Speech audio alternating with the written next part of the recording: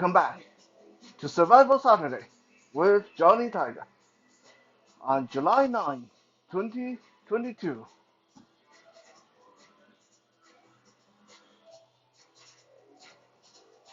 Instinct is a good thing because without most of our more primitive instinct, most of us wouldn't know how to survive a violent altercation or in a crisis.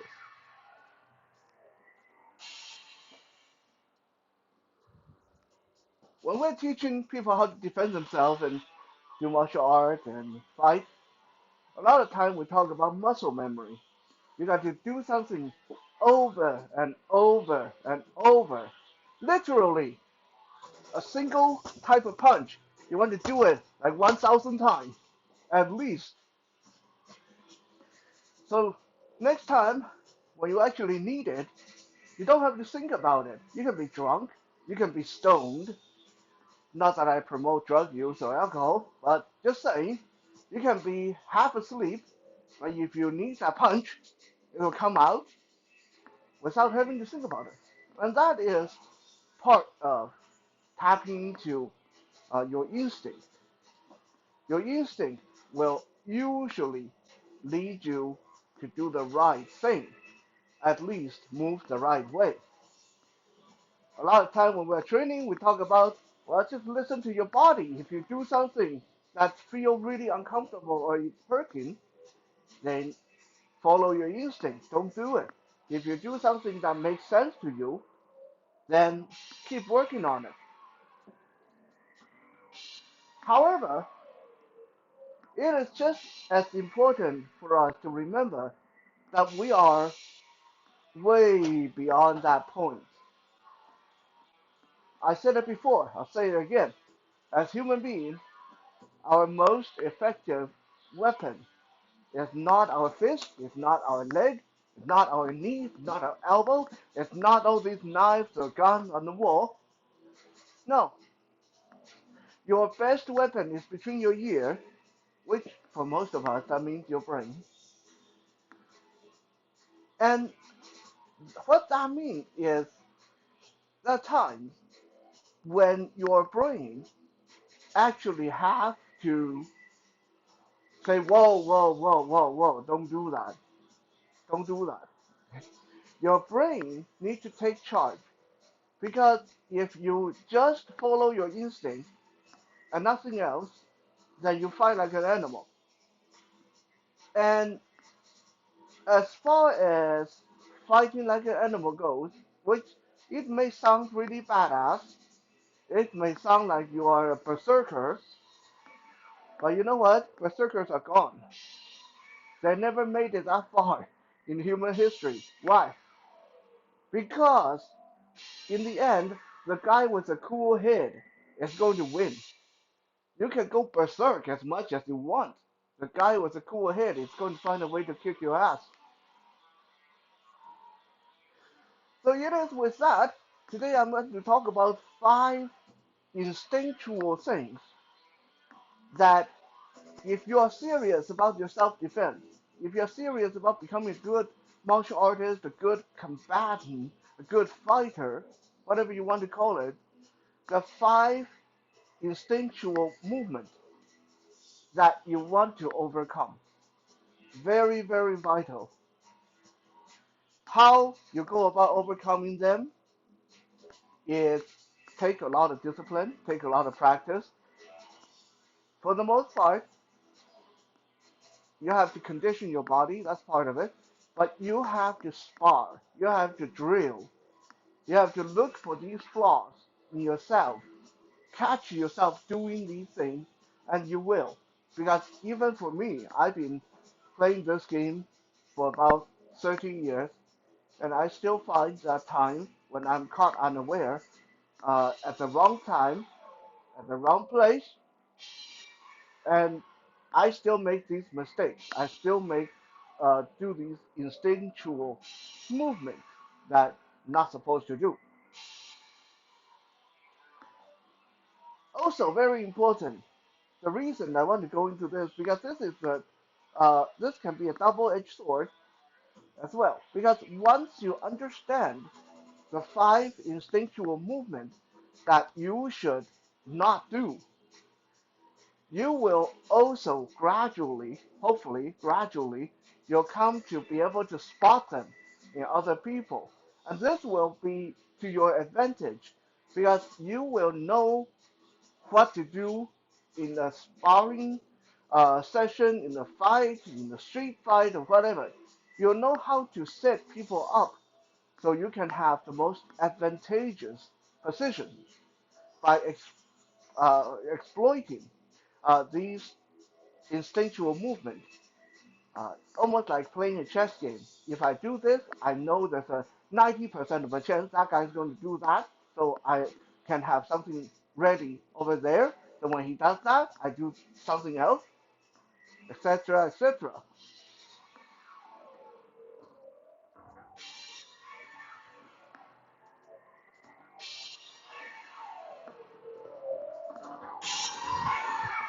Number one, the instinct to put your hand over an injury. This is really, really big, and I'm sure we all do it. You know, you stub your toe, you go ow, ow, ow, ow, ow, you grab your toe. You hit your shin on the edge of the table, and you go, oh, that hurts. Huh? And this translates into fighting too. A lot of time, I spar with people, and I use this very, very often to set them up for what I need them to do. Okay. For example, if I want someone to bend over and drop their guard, then rather than trying to do the punchy thing, the boxing thing, I wait for a good opportunity and I stomp on their shin. And usually when that happens, unless the person is very well trained and very, very experienced, the you can almost count on the reaction always be the thing. They go, ow! Okay? They either bend over, grab their shin, or they go like, ow, ow, ow, ow, ow. They bring their shin up and grab their shin. So, the moment they do that, I go to work on their head and face. Or I grab their head for that head grab takedown. Or I sweep my leg up, boom, knockout kick right to the face. Because I know when I stomp on their shin, they are going to drop their arm. Like I said, once you know to spot these are very, very useful. But you have to make sure that you yourself don't do it, right? So, a lot of time when someone hit me somewhere really, really painful, uh, let's say I'm sparring and I suddenly get that gut punch, I'm going to dance back and circle. I'm not going to drop my hand to, ow, that can hurt, right? If I go and throw a clothesline and my forearm hit the person's elbow, pow, and I go, oh, ow, ow. I'm going to move back and I'm going to shake my hand, but my hand stay up in front of my face. Okay, I'm going to shake it like this, but I keep my guard up. I'm not going to reach and grab that injury, right? Because if I reach and grab that injury, I'm going to expose myself to something even worse. I'm going to expose myself to the follow-up. So rather than dropping your guard, reaching for the injury, move back, shake it out, reevaluate what you need to do, right?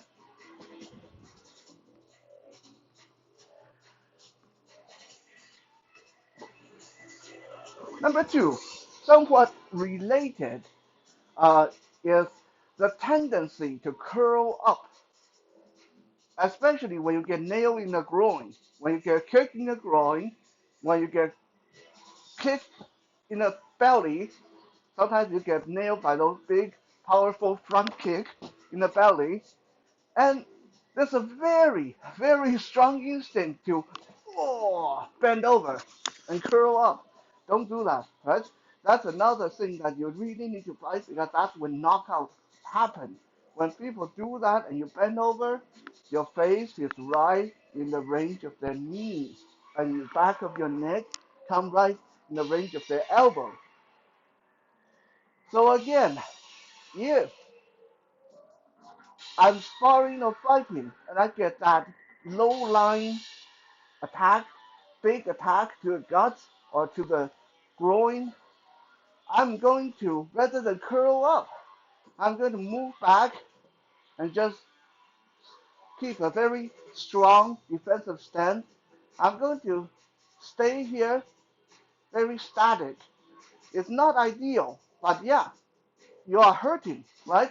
You're not going to be dancing around very well. But don't let yourself curl up. Move back in a way and try to refocus your effort. Or another thing that I find that really worked for me is I will use that pain to get angry.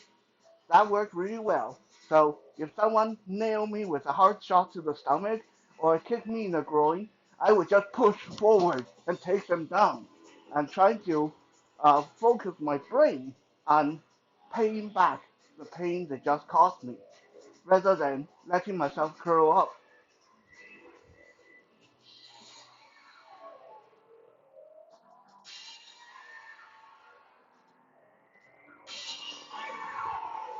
Number three, the tendency to backpedal. This, when I was a teenager, I tried to teach my younger brother how to fight. And this was one of the major problems he had that I was unable to get out of him. This is why, despite knowing all my training secrets, even my secret purling techniques, yeah, I'll tell you guys about those later. My younger brother was never a good fighter because he backpedaled. He was unable to overcome that instinct. What do I mean by backpedal? A lot of times, people do really good when they're sparring in a controlled environment. They're dancing around, they're holding, kick, and then punching, then everything nice and relaxed. That's good. But once in a while, in a competitive fight, or in a sparring match, or in a street fight, you run into the kind of guy that we dub Mike Tyson. What is that?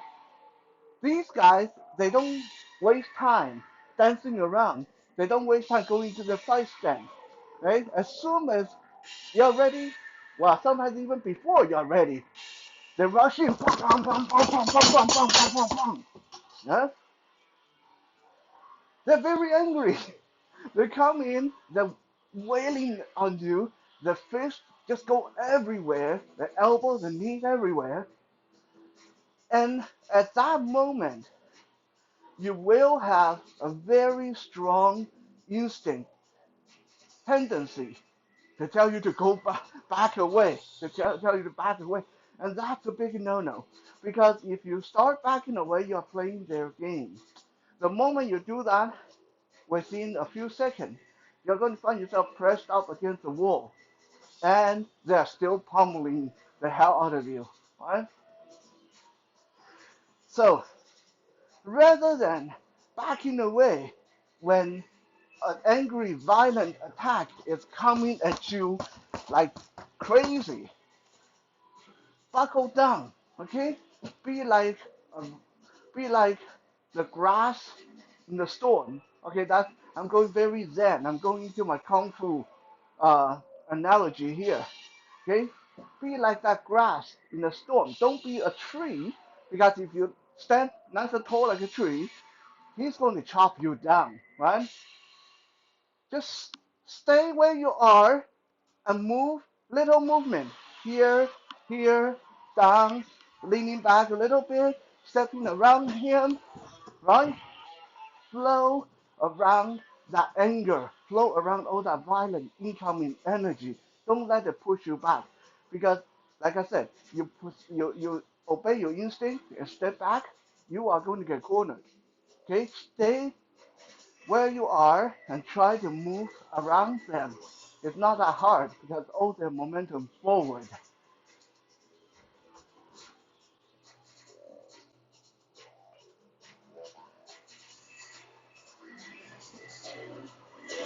Number four, and I mentioned this one before, very, very big.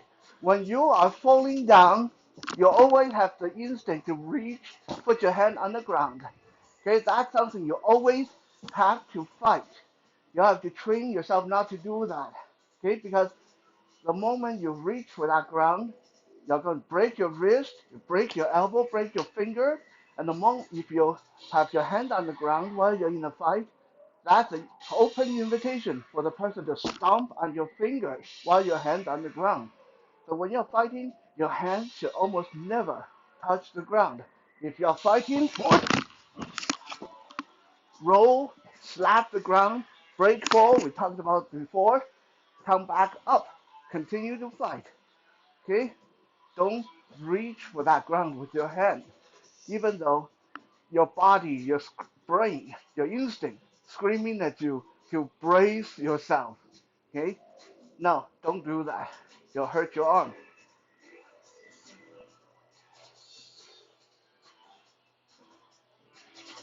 Last but not least, and this one is so huge that if you do not train this one out of your system, that if you get into a violent altercation, especially involving a weapon, you might get killed.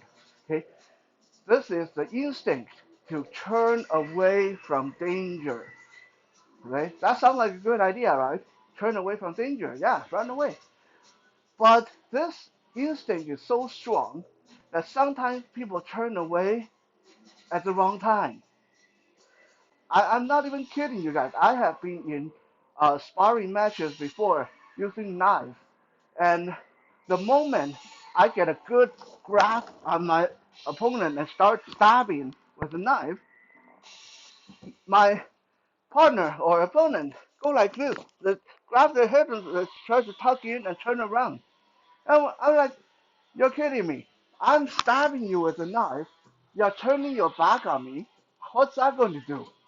That just gets you killed even faster. And this applies to a lot of things. Right? A lot of time when people are not used to combat, get this kind of treatment. Let's say someone grab you by your shirt and start punching. Huh? Grab you by the neck, start punching like this. A lot of people, their instinct is to turn around, turn away. Yeah, that's no good. Because the moment you turn around, you can't see what they're doing. You can't see what they are doing. And they are going to do something very nasty to you. Right? So rather than covering out and turn away from danger, I much rather you learn to face that danger and then move around it, move behind them, move to the side, move to the side, move behind them. Don't step back, don't turn around, don't turn away from danger.